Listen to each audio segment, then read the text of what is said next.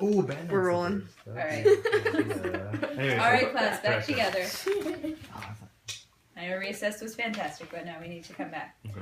All right, so we just talked about a little bit about Bill Gates and his big toilet idea. Now we're going to continue reading, starting with more than 1/3. Claire, please pick it up. More than 1/3 of the world's population, approximately 2.5 billion people, doesn't have access to a toilet. The Gates Foundation and a handful of celebrities like Matt Damon deserve credit for putting the sanitation crisis on the map. All right, hold up. It seemed like we had a lot of interest there. Casta, you had a question. Well, I was just confused because 2.5 billion people don't have bathrooms, so I just don't understand how did they go to the bathroom? Yeah, so when they say that number, I think they mean a flush toilet like you have. So, so they mean like a different kind of toilet. They have access to a place to go to the bathroom, but it's not up to like a sanitary standard that you might want. Yeah, Joan. So I went camping one time and I pooped under a tree. Yeah. Is that what you're talking about? Similar. Most people would have like more of like a normal place that they would go to the bathroom, like a designated spot. My dad stepped in. All right, Joan. Let's stay on topic. Keep reading, Claire. Hold on. Wait. Sorry. Hold on. Do we know what a sanitation crisis is, though?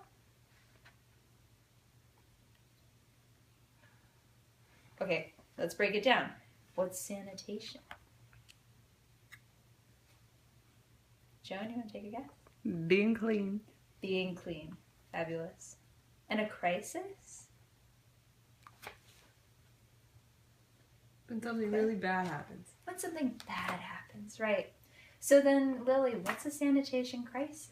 I don't know, when something bad happens to clean stuff. Okay, all right, so let's put it together. Something bad happens to clean stuff, or... Sanitation is keeping yourself clean. Okay, so you can't keep yourself clean. Can't keep yourself clean, yeah. So there's this huge sanitation crisis, and the Gates Foundation is letting us know about it. Joan, please keep your elbow to yourself and your feet on the ground. Claire, continue. Thank you. The trouble is that the Gates Foundation has treated the quest to find the proper solution as it would a cutting-edge project at Microsoft. Lots of bells and whistles, sky-high budgets, and engineers in elite institutions experimenting with the newest technologies, thousands of miles away from their clients. All right. Now remember, guys, when we're reading, we should also be annotating, looking for facts that support the author's argument, okay? Joan? But I don't know what he's arguing yet. Okay. So, does anybody have any idea what he might be arguing? We said it in the beginning, right? So Bill Gates thinks he should build this toilet, this really fancy toilet, and the author thinks what? Yes or no? No. No way, right? So we need facts that support that argument. No way to that fancy toilet, okay? Just consider some of the parameters of the Gates Foundation's first Reinvent the Toilet challenge. Create a practical toilet that is suitable for a single-family residence in the developing world. Make sure it takes in the bodily waste of an entire family and outputs drinkable water and condiments like salt. Ugh. And while you're at it, make sure the toilet is microprocessor supervised and converts feces, or poop, into energy. And all this at the cost of just pennies per person per day. That's some toilet, huh, Lily? Lily, head up, please. So, Lily, did you find any facts in there about Gates's toilet? I don't know. I don't really understand this whole paragraph. Okay, tell me more. I just don't understand. There's hard words in here. Yeah, there are really hard words in there. Why do you think the author would write it that way? Because there's a good reason for that. To confuse me? To confuse you, yeah. We're going to come back to that, so keep that in mind, okay? That's important. I want to talk about the facts first. Cowstub, did you find any facts?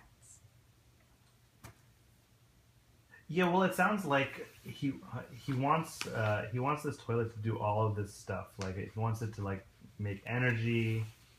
Mm-hmm. I don't know if that's a fact because Yeah, no, that's a fact. That's about what Gates wants, right? right. So the author tells us all these things that Gates wants, including making energy. Doesn't sound like he believes it though. Yeah, it doesn't sound like he believes it. That's a really great analysis. So he's saying this whole list of things, right, Claire? He's saying like oh, the toilet needs to do this and it needs to do that, and like Cowstub said, it sounds kind of ridiculous. What else did you underline, Claire?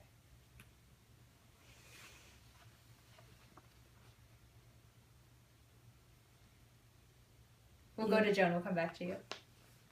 Joan, what other facts did you find?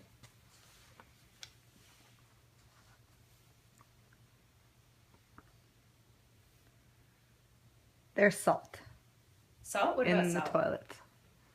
In the toilet? In the toilet. Where does it, Ugh. where does it say about It- salt? It's a condiment like salt. Yeah?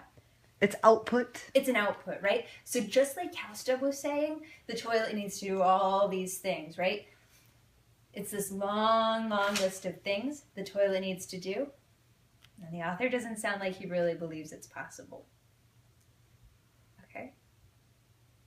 So Claire, why would the author do that? Why would he make this long, long list? That sounds impossible. To make it sound impossible? Because, what's his point? What's his goal? Yeah? Because you said he doesn't think. You said no way. You said no way. a toilet. way! Great. Tell me more. Well, you said that the person who wrote this thinks that you can't build a fancy toilet. Mm-hmm. And so he's going to write a big long list about how hard it would be. Yeah, absolutely. And just like Lily said, that whole paragraph was really confusing too. Lily, if the author was trying to tell us how hard it's going to be, why would he make that really confusing? So people think it's not going to happen? Yeah, absolutely. That's the author's tone, right? That's the tone he uses. That's how he helps to persuade us, through his facts and his tone. So we could pause there.